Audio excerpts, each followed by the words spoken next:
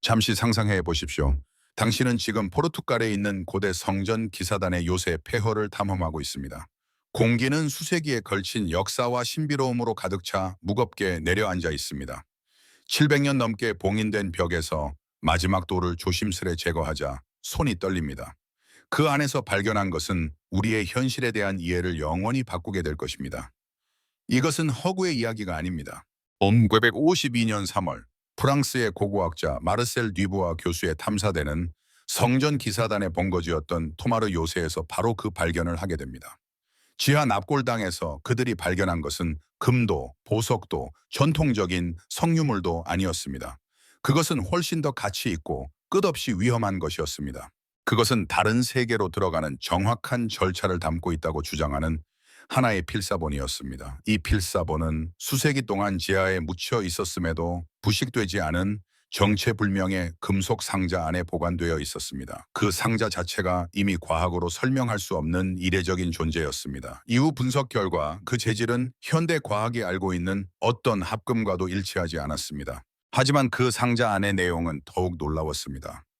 정체를 알 수 없는 동물 가죽 위에 적힌 이 문서는 중세 라틴어, 헤르메스 상징, 그리고 현재 알려진 어떤 문자 체계에도 속하지 않는 글자들의 독특한 조합을 담고 있었습니다. 제목을 직역하면 차원의 문이라는 뜻의 포르테 디멘시오눔이었습니다. 첫 페이지에는 명확한 경고가 있었습니다. 적절한 준비 없이 이 문을 여는 자는 다시는 자신이 알던 세계로 돌아올 수 없으리라. 회의적이고 이성적인 사람이었던 뒤부아 교수는 처음에는 이 필사본을 단순한 역사적 호기심으로 여겼습니다. 그는 이것이 상징과 은유로 가득 찬 또 하나의 중세 연금술 문서일 것이라고 생각했습니다. 그러나 그 생각은 문서 안의 세부 지침을 해독하면서 완전히 바뀌었습니다. 당시의 다른 신비주의 문서와 달리 이 문서는 모호하거나 시적인 표현을 사용하지 않았습니다. 지침은 기술적이고 정밀하며 거의 과학적이었습니다. 저자는 차원 간 균열의 통제된 개방을 위해 필요한 절차, 재료, 복잡한 수학적 계산까지 상세히 설명하고 있었습니다. 뒤부아를 가장 불안하게 만든 것은 이 필사본이 유일한 것이 아니라는 사실이었습니다. 문서 안의 내부 참조는 최소 3개의 사본이 유럽 각지의 성전 기사단 본부에 분산되어 있었다고 암시하고 있었습니다. 하나는 스위스 알프스 어딘가에, 또 하나는 로마의 어느 교회 지하 묘지에, 그리고 세 번째는 그의 손에 들린 이 사본이 토마르에 보관되어 있었습니다. 이 필사본의 제작 연도 또한 수수께끼였습니다. 방사성 탄소 분석 결과 이 양피지는 13세기에 제작된 것으로 나타났는데 이는 성전 기사단의 전성기와 일치합니다. 그러나 이 문서가 담고 있는 지식은 그 시대를 훨씬 뛰어넘는 수준이었습니다. 그 중에는 20세기 양자역학에서나 등장할 개념들이 언급되어 있었습니다. 필사본은 총 12개의 주요 장으로 구성되어 있으며 저자가 차원간 항법이라 부른 주제의 다양한 측면을 다루고 있습니다. 첫 번째 장은 정신적, 영적 준비에 관한 것이고 두 번째 장은 필요한 물리적 도구들을 설명하고 있습니다. 이후의 장들은 절차, 위험 요소, 그리고 더욱 불길한 다른 차원에 존재하는 실체들에 대한 세부적인 묘사로 이어집니다. 뒤부아는 이 문서를 완전히 이해하기 위해 수개월을 몰두했습니다. 시간이 지날수록 그는 이것이 중세의 환상 문학이 아니라 실존하는 위험한 지식임을 점점 확신하게 되었습니다. 수십 년 후 발견된 그의 개인 기록은 이 발견에 점점 사로잡혀 공포에 빠져가는 한 남자의 초상을 보여줍니다. 그의 말에 따르면 이것은 마법서나 미신이 아니다. 우리 문명이 감당할 준비가 되어 있지 않은 기술 매뉴얼이다. 성전 기사단은 단순한 전사나 은행가가 아니었습니다. 그들은 현실을 바꾸거나 파괴할 수 있는 지식을 지키는 수호자들이었습니다. 1953년 이 필사본이 옥스퍼드 대학의 언어학과에 전달되었을 때 학자들은 그것을 단순한 고대 문서 해독 과제로 여겼습니다. 고어와 중세 암호에 정통한 조너선 블랙우드 교수는 열정적으로 이 해독 작업을 맡았습니다. 그는 이미 바이킹 시대 문서와 고대 아람어 텍스트도 해독한 바 있었습니다. 하지만 그가 마주한 것은 그의 정신을 뒤흔들 경험이었습니다. 필사본의 기호들은 기존의 문자 체계와 전혀 다른 방식으로 작동했습니다. 첫째, 그것들은 변화했습니다. 비유가 아니라 문자 그대로 관찰하는 방식에 따라 모양이 달라졌습니다. 아침에 소용돌이처럼 보였던 기호가 오후에는 거꾸로 된 삼각형처럼 보였습니다. 블랙우드는 처음에는 이것을 시각 피로로 여겼지만 시간대별로 촬영한 사진들은 이 불가능한 사실을 증명했습니다. 이 기호들은 불안정했습니다. 두 번째 이상 현상은 더욱 불가사의했습니다. 보조 학생들은 문서를 몇 시간 동안 보기만 해도 외계 세계에 대한 생생한 꿈을 꾸었다고 보고했습니다. 어떤 이들은 본 적도 없는 기호들의 의미를 직감적으로 알게 되는 신기한 능력까지 얻었습니다. 마치 그 지식이 직접 뇌로 주입되는 것처럼 말입니다. 블랙우드는 이 이상 현상을 꼼꼼히 기록했습니다. 그의 기록에는 뚜렷한 패턴이 보입니다. 기호를 오래 볼수록 현실 인식이 점점 변하게 된다는 것. 그 자신도 점차 차원 누출이라 부른 현상을 경험하게 됩니다. 몇 초 동안 다른 세계의 풍경을 보게 되는 순간들이었던 것이죠. 블랙우드는 이를 차원 언어 이론이라고 명명했습니다. 그의 가설에 따르면 이 세상에는 기존 물리 법칙을 뛰어넘는 정보 전달 방식이 존재하며 그것은 현실의 여러 층을 연결할 수 있는 언어입니다. 성전 기사단의 필사본은 그 언어 체계 중 가장 완전하게 보존된 형태였습니다. 그는 기능에 따라 기호들을 분류하기 시작했습니다. 일반 인식을 깨뜨리는 개방기호, 이식을 특정 차원으로 유도하는 항해기호, 그리고 원래 세계의 정신을 고정시키는 보호기호가 있었습니다. 1961년 냉전이 극에 달했을 무렵 미국과 소련은 기술 우위를 얻기 위해 모든 가능성을 찾고 있었습니다. 이 시점에서 잘 알려지지 않은 독일의 물리학자 하인리히 코르넬리우스가 CIA를 찾아왔습니다. 그는 성전 기사단 필사본을 완전히 해독할 수 있는 방법을 개발했다고 주장했습니다. 코르넬리우스는 전통적인 학자가 아니었습니다. 그는 전쟁 전 베를린 대학교에서 양자 물리학을 전공했고 이후 차원 역학이라 부르는 분야를 독학했습니다. 당시 과학계는 그것을 사이비 과학으로 간주했지만 그의 계산 방식과 체계적 접근 방식은 미국 요원들을 납득시켰습니다. 매뉴스크립툼이라는 이름의 프로젝트는 극비로 시작되었고 코르넬리우스는 필사본 원본에 대한 전면적 접근 권한과 막대한 자원, 전문 보조 인력들을 부여받았습니다. 이후 수개월간 일어난 일은 어떤 합리적인 설명으로도 설명할 수 없었습니다. 잠시 집에 있는 자물쇠를 떠올려 보십시오. 각각은 특정한 열쇠로만 열 수 있습니다. 이제 현실 자체에 존재하는 보이지 않는 자물쇠를 상상해 보세요. 우리 세계와 수천 개의 다른 세계 사이를 나누는 차원 장벽 말입니다. 코르넬리우스의 해독은 놀라운 사실을 밝혀냈습니다. 이 자물쇠들은 단 3가지 유형의 열쇠로만 열 수 있으며 성전 기사단의 필사본은 그것들을 만드는 정확한 방법을 담고 있었습니다. 1975년 그의 기밀 문서가 내부 분석을 위해 공개되었을 때 전문가들은 3가지 명확히 구분된 차원 이동 기술이 포함되어 있음을 확인했습니다. 각각의 방법은 단지 기술의 차이를 넘어서 완전히 다른 수준의 위험과 헌신을 요구했습니다. 기사단은 이것을 존재의 새 열쇠라 불렀습니다. 첫 번째 열쇠는 장막 너머를 보다다라 불렸으며 이는 다른 차원을 물리적으로 이동하지 않고 관찰하는 가장 안전한 방식이었습니다. 이 과정은 깊은 명상, 정밀한 기하학적 배치, 그리고 뇌파 주파수 동기화를 요구했습니다. 수행자는 특정한 물리적 공간, 지름 314m의 완벽한 원을 별자리 기준에 따라 배치해야 했습니다. 그 원 안에는 특정한 기호를 성전 기사단이 별 잉크, 스타 잉크라 부른 물질로 그려야 했습니다. 이 잉크는 은 콜로이드, 분말 수정, 그리고 코르넬리우스가 확인한 특정 운석 성분을 포함한 희귀 광물의 혼합물이었습니다. 이 장막 너머 보기 의식을 진행하는 동안 수행자의 의식은 우리 세계에 머무르면서도 차원의 층을 꿰뚫어 볼 수 있는 능력을 얻었다고 합니다. 그것은 마치 다른 현실을 잠시 들여다볼 수 있는 창을 가진 것과 같았습니다. 성전 기사단은 이 방법을 사용하여 인접한 차원을 탐험하고 다양한 존재 유형을 분류하며 여러 현실에서 반복되는 패턴을 식별했습니다. 코르넬리우스는 이 첫 번째 방법을 여러 번 직접 실험했고 그의 기록은 상세하면서도 불안감을 자아냈습니다. 그는 인류가 완전히 다른 방식으로 진화한 지구의 대체 버전들을 보았다고 보고했습니다.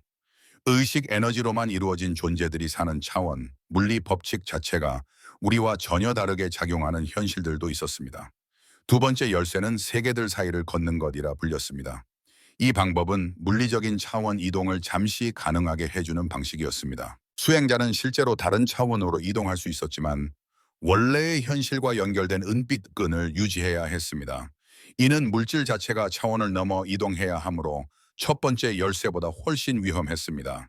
세계들 사이를 걷는 이 과정은 훨씬 더 철저한 준비가 필요했습니다. 수행자는 정확히 7일 동안 단식을 해야 했으며 코르넬리우스가 완전히 분석하지 못한 성분을 포함한 식물 혼합물을 섭취해야 했습니다.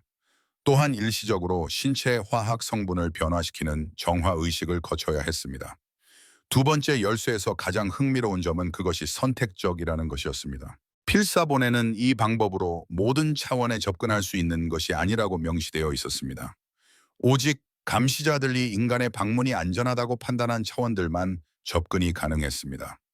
마치 차원 접근을 통제하는 보안 시스템이 존재하여 미숙한 여행자가 적대적 현실에서 길을 잃지 않도록 막고 있는 듯 했습니다. 코르넬리우스는 세계들 사이를 걷는 방식으로 3번의 성공적인 실험을 기록했습니다. 그중 하나에서 그는 시간이 멈춘 지구라 묘사한 차원을 방문했습니다.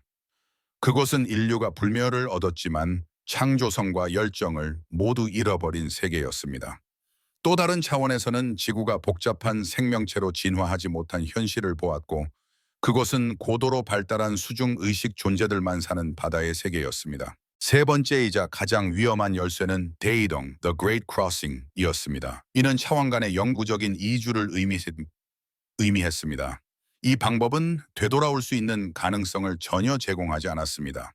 일단 이 과정을 시작하면 수행자는 자신이 존재하던 원래 현실을 완전히 떠나야 했으며 의식과 필사본에 따르면 차원적 본질까지도 다른 차원으로 이전된다고 했습니다. 대이동은 극단적인 상황에서만 사용되도록 되어 있었습니다. 성전 기사단은 이것을 최후의 탈출 수단, 즉 원래 현실이 지속 불가능해졌을 때 지식과 의식을 보존하는 방법으로 간주했습니다. 필사본은 고대 문명들 중 몇몇이 멸망에 직면했을 때 이 방법을 사용해보다 살기 좋은 차원으로 대규모로 이주했음을 시사하고 있었습니다. 대이동은 되돌릴 수 없으며 준비 기간이 수년에 걸칠 수 있었습니다. 수행자는 점차 자신의 육체적, 정신적 구성을 변화시켜야 했고 점점 현재의 현실과 부조화되며 목표 차원과 더 깊이 동조되는 상태가 되어야 했습니다. 이것은 일종의 통제된 차원 진화 형태였습니다. 가장 충격적인 점은 코르넬리우스가 역사 속에서 이 3가지 열쇠를 실제로 사용한 흔적들을 발견했다는 것입니다. 지능이 매우 높은 개인들의 수수께끼 같은 실종, 역사에서 통째로 사라진 문명들, 심지어 최근에도 설명할 수 없는 실종 사례들까지 이 모든 것이 차원 열쇠의 사용으로 설명될 수 있다는 것이었습니다. 하지만 코르넬리우스가 마지막 기록에서 간략히 언급한 4번째 발견이 있었습니다. 그는 이 3개의 열쇠가 인간이 발견한 것이 아니라는 증거를 찾았습니다. 그것들은 선물이었습니다. 감시자들, The Watchers은 이 정보를 인류에게 의도적으로 전달한 것이었고 그것은 더 거대한 실험의 일부였습니다. 진짜 질문은 우리가 이 열쇠들을 사용할 수 있는가가 아니라 어떻게 사용할 것인가였습니다. 무언가를 믿는 것과 그것을 직접 목격하는 것 사이에는 큰 차이가 있습니다. 현실에 대한 당신의 모든 상식을 뒤엎는 사진, 과학적 측정, 물리적 증거를 직접 보게 되면 가능한 것과 불가능한 것 사이의 경계는 무너집니다. 이 차원 열쇠에 대한 실험들은 단지 문서 기록만을 남긴 것이 아니었습니다. 그것들은 현실의 구조 자체에 영구적인 흔적을 남겼습니다. 1963년 코르넬리우스가 실종된 지 6개월 후 CIA는 독일 과학자가 남긴 지침을 실험하기 위한 극비 프로젝트인 프로젝트 도어웨이를 설립했습니다. 이 프로젝트는 네바다의 지하 200m에 위치한 철저히 차단된 실험 기지에서 진행되었습니다. 외부 세계와 완전히 격리된 구조였습니다. 이 프로젝트만을 주제로 한 완전한 영상을 원하시나요? 그 지하 기지에서 수행된 실험들은 너무나도 충격적이고 상세해서 하나의 전체 분석 영상이 필요합니다. 만약 여러분이 프로젝트 도어웨이에 대한 모든 것, 참여한 과학자들, 수행된 모든 실험, 그리고 지금도 지속되고 있는 여파들을 알고 싶다면 댓글로 남겨주세요. 만약 500개의 댓글이 달린다면 다음 영상은 CIA가 숨겨온 차원 이동에 대한 가장 어두운 비밀만을 주제로 제작될 것입니다. 첫 번째 실험, 즉 장막 너머 보기 열쇠의 사용은 맨해튼 프로젝트에 참여했던 핵물리학자 마이클 해리슨 박사가 수행했습니다. 그는 코르넬리우스의 지침을 철저하게 따랐습니다. 해리슨은 완벽한 원을 만들고 별 잉크를 준비한 뒤 필사본에 기술된 대로 기호들을 정확히 배치했습니다. 그 다음에 일어난 일은 수십 개의 과학 장비에 의해 기록되었습니다. 1963년 3월 15일 오후 2시 47분, 해리슨이 첫 번째 열쇠의 의식을 시작하자 반경 500m 이내의 모든 전자장비에서 동시다발적인 간섭 현상이 나타났습니다. 컴퓨터가 멈추고 라디오는 존재하지 않는 주파수를 수신했고, 가장 불안한 것은 시설 내 모든 시계들이 각기 다른 속도로 움직이기 시작했다는 점이었습니다. 보안 카메라는 처음에는 고장이라고 생각했던 현상을 기록했습니다. 해리슨 주변의 공기가 일렁이기 시작했고, 마치 현실 자체가 불안정해지는 듯한 모습이었습니다. 방사선 측정기는 기존의 전자기 복사와 일치하지 않는 에너지 방출을 감지했습니다. 그러나 가장 극적인 증거는 우연히 포착된 것이었습니다. 해리슨의 반응을 기록하기 위해 설치된 고속 카메라는 12분 동안의 기록 중 정확히 3007초간 해리슨의 모습이 깜빡이는 듯한 장면을 포착했습니다. 마치 두 명의 해리슨이 동시에 같은 공간을 차지하고 있는 것처럼 보였습니다. 이후 영상 분석 결과 두 번째 해리슨의 이미지에는 미세하지만 일관된 차이가 있었습니다. 옷차림이 약간 다르고 실제 해리슨에게는 없는 흉터가 얼굴에 있었으며, 그 뒤 배경 또한 다른 실험실처럼 보였습니다. 해리슨이 의식을 마치고 의식을 되찾았을 때 그의 첫 마디는 "성공했어. 맙소사. 진짜 성공했어. 소스돈이 따스토반 미사크 쇼안에서 스위치했어 였습니다. 그는 자신이 본 것이 단순한 차원이 아니라 자신의 또 다른 버전들이라고 말했습니다. 각각 다른 선택을 했고 다른 삶을 살았으며, 일부는 자신과 동시에 같은 실험을 진행 중이었습니다. 실험의 물리적 여파는 수주 동안 지속되었습니다. 해리슨이 차원 1을 만들었던 지역에서는 측정 가능한 이상 현상이 계속되었습니다. 온도계는 불가능한 온도 차이를 기록했습니다. 어떤 구역은 주변보다 15도 낮고 또 다른 곳은 20도 높았으며, 이 차이들은 계속해서 위치를 이동했습니다. 원 안에 남겨진 물체들은 불규칙적으로 노화되기 시작했습니다. 중심에 둔 펜 하나는 24시간 만에 수십 년의 산화 흔적을 보였고, 가장자리의 식물은 하룻밤 사이에 30cm 자랐으며, 그 잎은 알려진 어떤 종에서도 볼 수 없는 유전적 특성을 나타냈습니다. 3주 뒤 두 번째 실험은 세계 사이를 걷기 열쇠를 실험하는 것이었습니다. 실험 대상자는 사라 첸 박사, 의식 변형 상태를 전문으로 연구하는 생물 물리학자였습니다. 그녀는 해리슨의 보고서를 철저히 분석한 뒤 자원하였고, 7일간의 준비 기간 동안 생리적 변화가 극적으로 감지되었습니다. 그녀의 천은 2도 떨어졌고 그 수준에서 안정되었으며, 뇌파는 일반 인간에서는 존재하지 않는 주파수를 보여주었습니다. 실험 당일 오전 9시에 첸은 차원 1에 들어갔고 오전 9시 17분에 완전히 사라졌습니다. 그것은 점진적이거나 극적인 연출이 아닌 그저 갑작스러운 소멸이었습니다. 카메라는 정확한 순간을 기록했습니다. 하얀 섬광이 터졌고 첸은 사라졌습니다. 7시간 동안 원은 비어 있었으며, 첸이 사라진 공간에서는 보이지 않는 무언가가 자리를 차지하고 있는 듯한 간섭 현상이 계속 측정되었습니다. 그리고 오후 4시 23분, 첸은 사라졌을 때만큼 갑작스럽게 다시 나타났습니다. 하지만 돌아온 사람은 이전의 첸과는 같지 않았습니다.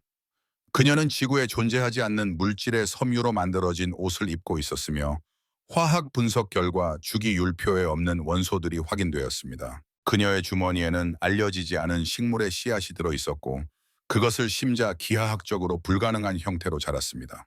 더 충격적인 것은 그녀가 전에는 없었던 지식을 가지고 돌아왔다는 점입니다. 첸은 배우지 않았던 고급 수학 공식을 풀었고, 다른 세계에서 배웠다고 주장하는 세 개의 언어를 유창하게 구사했으며, 수십 년 앞선 양자 물리 개념을 직감적으로 이해했습니다. 그러나 대가는 있었습니다. 우체는 그녀가 존재하지 않았던 시간 동안 현실 중첩을 경험했다고 보고했습니다. 그녀는 우리 차원과 그녀가 방문했던 차원에서 동시에 존재했고, 두 세계 사이에 늘어지는 듯한 감각을 느꼈습니다. 어떤 순간엔 어느 쪽이 진짜 현실인지 알 수 없었다고 털어놓았습니다. 이 실험들의 물리적 여파는 지하 기지 내부에 계속해서 누적되었습니다. 6개월간의 실험 후 기지의 구조 자체에 이상 현상이 나타나기 시작했습니다. 벽은 일시적으로 투명해져 콘크리트 너머까지 볼 수 있었고, 복도는 설계도를 초월한 길이로 확장되기도 했습니다.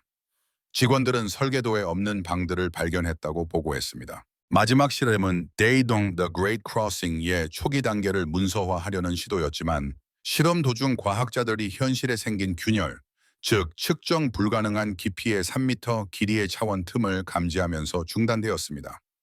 이 틈은 72시간 동안 열린 상태로 있었고 그동안 주변 물체들이 무작위로 사라졌습니다. 그 틈에서는 정체불명의 소리가 울려 퍼졌고 두 차례에 걸쳐 관측자들이 그 안에서 무언가 움직이는 형체를 보았다고 맹세했습니다.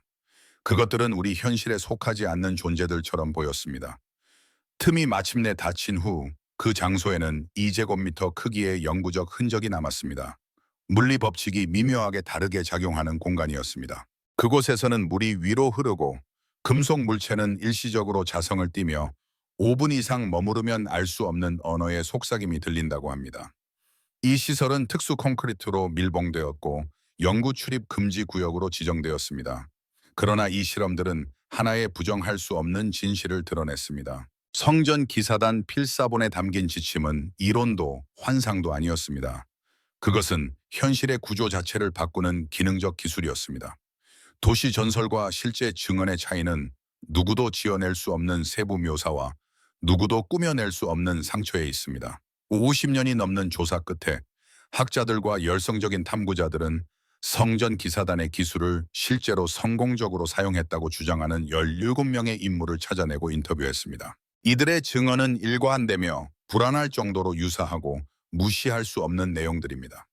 사라 미첼은 1978년 23세였을 때 필사본의 일부 사본을 발견했습니다. 그녀는 케임브리지 대학교의 도서관 사서로 일하고 있었고 한 은퇴한 교수가 자신의 희귀 서적 컬렉션을 기증하면서 그녀는 중세의 낙서처럼 보이는 가죽 노트 하나를 발견하게 됩니다. 사라는 10대 시절부터 오컬트에 깊은 관심을 가지고 있었던 호기심 많은 젊은 여성이었습니다. 그녀는 수주에 걸쳐 학술 문헌에 있는 부분적 번역을 이용해 기호들을 해독하려 애썼습니다. 그녀도 모르게 첫 번째 차원 열쇠 장막 너머 보기의 구조를 다시 구축하고 있었던 것이었습니다. 진짜일 거라고 믿지 않았어요. 사라는 2019년에 말했습니다. 그저 십자말 푸는 취미 같은 거였죠. 그 밤까지는요. 1978년 10월 15일 밤 사라는 그녀의 첫 차원 의식을 완성했습니다. 그녀는 필사본의 지침을 정밀하게 따랐고 지정된 별 잉크 대신 일반 양초를 사용해 자신의 작은 아파트에 성스러운 원을 그렸습니다. 그리고 그날 밤 그녀가 본 광경은 그녀의 삶을 영원히 바꿔놓았습니다. 처음엔 제 방의 벽이 투명해지기 시작했어요. 그녀는 회상합니다. 그 너머는 이웃집이 아니라 완전히 다른 곳이었어요. 마치 제 방이 동시에 여러 장소에 존재하는 것 같았어요.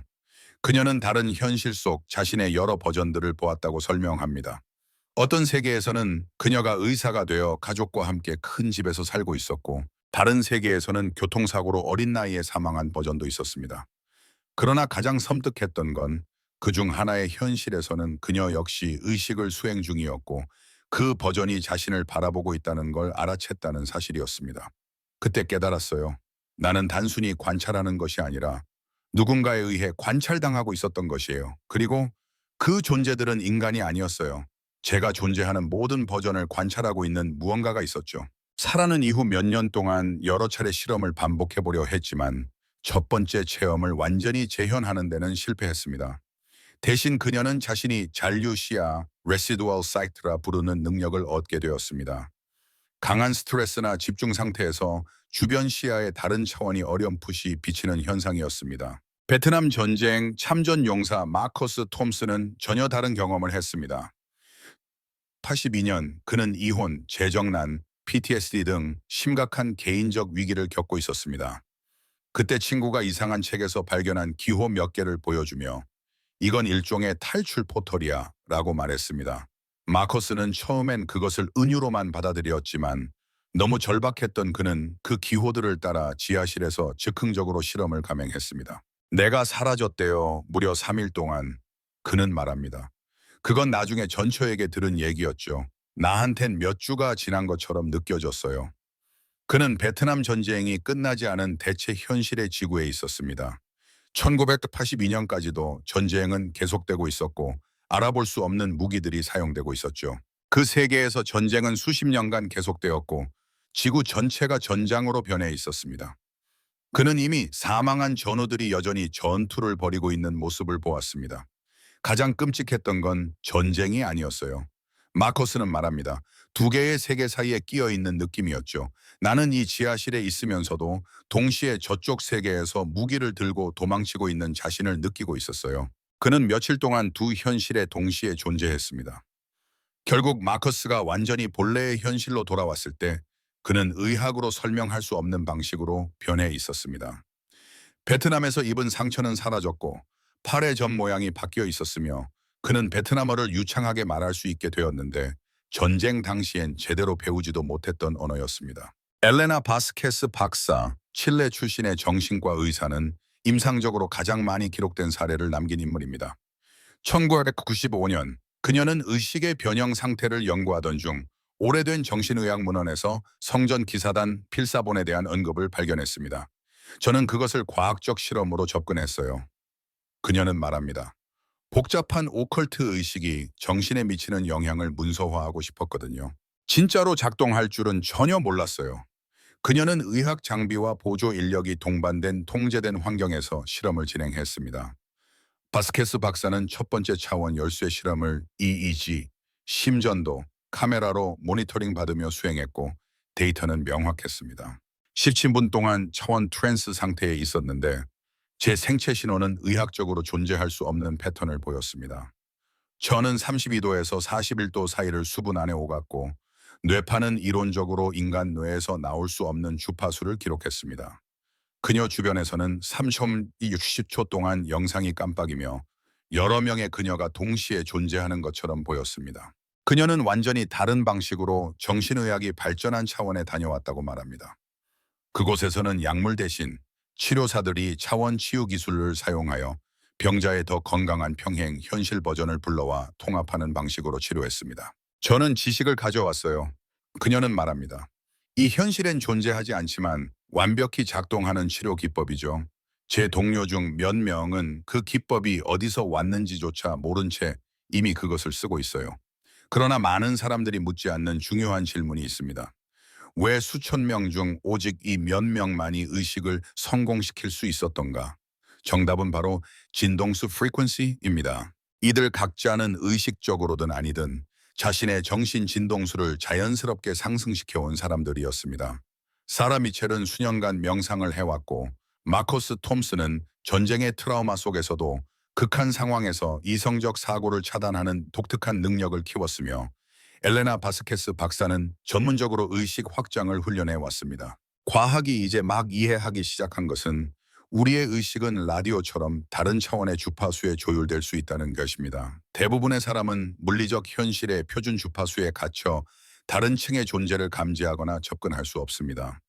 하지만 진심 어린 감사, 깊은 명상, 의식 확장과 같은 실천을 지속적으로 이어온 사람은 자신의 정신작동 주파수를 실제로 바꿀 수 있습니다. 그렇게 하면 일반 의식으로는 볼 수 없는 차원에 접속할 수 있게 됩니다. 이 다른 세계에 다다랐던 이들 모두가 가진 공통점 보셨나요? 그들은 모두 더 높은 의식 주파수와 깊은 연결을 맺었고 대부분의 사람들이 무시하는 미세한 에너지와 정밀하게 조율된 감각을 갖고 있었습니다. 만약 여러분도 이러한 차원 조율 능력을 개발하고 싶다면 자신의 진동을 높이고 평범한 현실 너머를 감지할 준비가 되어 있다면 저는 여러분을 퀀텀 띵킹 챌린지에 초대합니다.